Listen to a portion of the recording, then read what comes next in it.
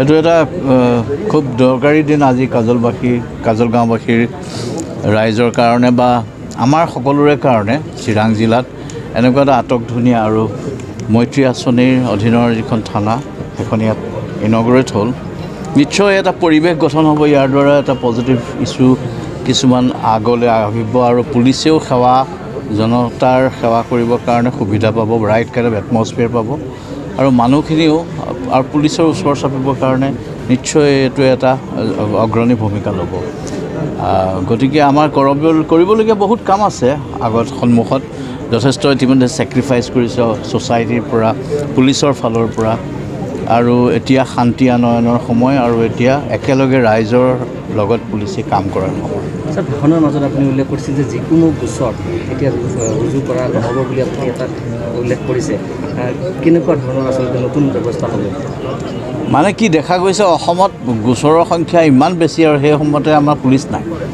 কিছুমান গোচৰ দেখা গৈছে মিছাকৈ গোচৰখিনি ৰুজু কৰা আছে আৰু কেতিয়াবা যিবোৰ গোচৰেই নহয় তেনেকুৱা ধৰণৰ গোচৰৰ ৰূপ দি পেলাই গোচৰ কৰা হৈছে। কিছুমান যিখিনি পুলিচৰ এক্টিয়াৰ নাই গোচৰ তৰিবৰ কাৰণে, তেনেকুৱা জেগাতো গোচৰ দিয়া আছে, সেইখিনি চিভিল এডমিনিষ্ট্ৰেশ্যনে কৰে। গতিকে এনেকৈ ধৰণে আৰু ছুপ্ৰিম কোৰ্টৰ যিটো গাইডলাইন্স আছে ললিতা কুমাৰী ভাৰ্চেছ ইউনিয়ন অফ ইণ্ডিয়া কেছত, তাত কিছুমান দেখুওৱা আছে, কৈ দিয়া আছে যে এইবোৰ সংক্ৰান্তত এটা প্ৰিলিমিনাৰী এনকুৱাৰী কৰিব লাগে। গোচৰ ৰুজু নকৰিলেও হয়, প্ৰিলিমিনাৰী এনকুৱাৰী কৰি যদি তাত মেটেৰিয়েল থাকে সেইখিনি, কিন্তু পুলিচ সেইখিনিক আমি প্ৰিলিমিনাৰী এনকুৱাৰী কৰিব লাগিব আৰু যদিহে তাত মেটেৰিয়েলছ পায় তেতিয়া গোচৰটো তৰিব লাগে।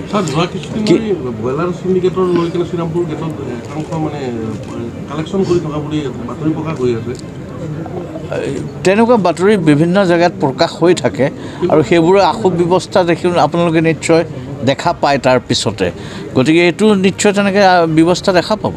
যদি এটা চিণ্ডিকেট চলি আছে তেতিয়াহ'লে ব্যৱস্থা লোৱা হ'ব নিশ্চয়। স্যাৰ, কিছুদিন ধৰি চিৰাঙত সাংবাদিক নিগ্ৰহৰ ঘটনা সংঘটিত হৈছিলে। ইতিমধ্যে আপুনি ভাষণত কিছু পৰিমাণে কৈছে, কেনেকুৱা আগবাঢ়িল?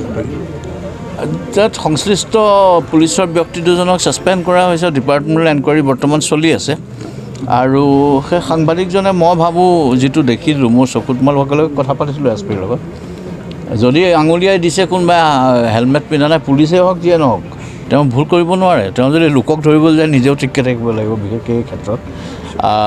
গতিকে তেওঁ আঙুলিয়াই দিলত তেওঁ মানিহে ল'ব লাগিছিলে আৰু বন্ধু থেংক ইউ ভেৰি মাছ বুলি পিন্ধি ল'ব লাগিছিলে হেলমেটটো।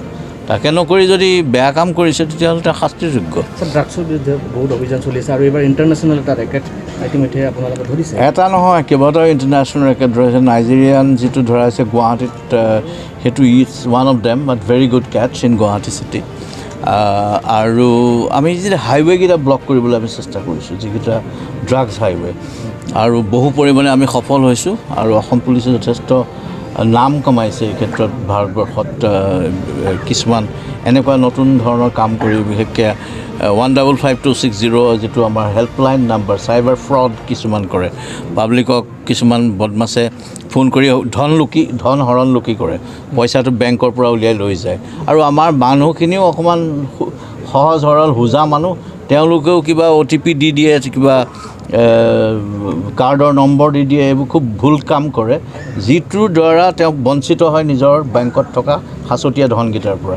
আমাক এই হেল্পলাইন নাম্বাৰ যিটো পাতিছোঁ, এইটোৰ আমি যোৱা মাহকেইটাৰ ভিতৰত আমি ভাৰতৰে ফাৰ্ষ্টত আহিছোঁ যে যিমানখিনি টকা আমি ব্লক কৰিব পাৰিছোঁ, মানুহক মানে সহায় কৰিব পাৰিছোঁ, তেওঁলোকক পইচাটো ৰখাই দিব পাৰিছোঁ উলিয়াই নিয়াৰ পৰা।